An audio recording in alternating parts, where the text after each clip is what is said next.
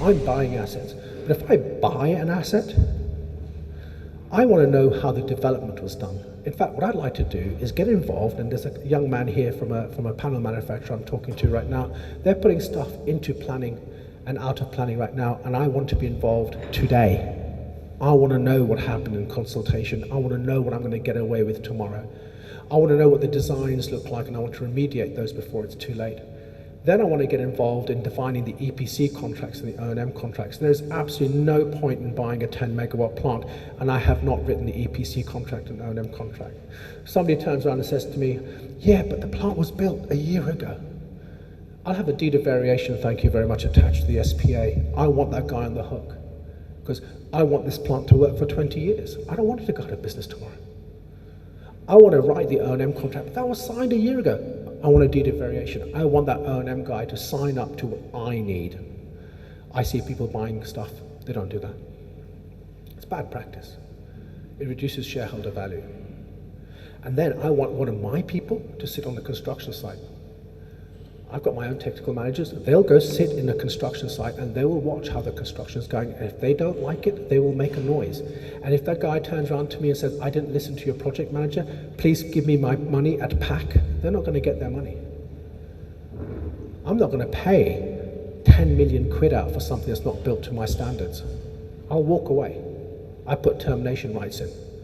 So I get involved early. That means it's a huge amount of effort on our part. It's an effort that starts 6 months ago rather than at the point where somebody's willing to sell an asset.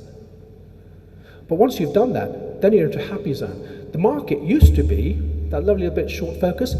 Somebody will build it, somebody will develop it, I'll hold it for 2 years, I'll sell it, thank you very much. I don't have to worry about it falling down 5 years from now.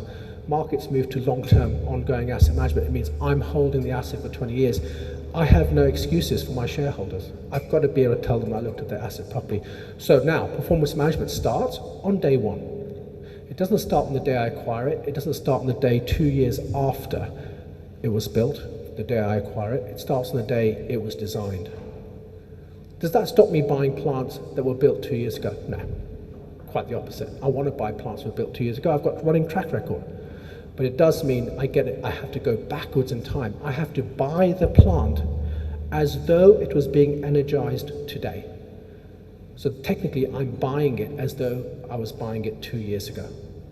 And that changes the nature of my negotiations, which means some of the costs that were incurred in that 2 years, they're my problem. But if there are failures in those 2 years, that's their problem. Sort it out.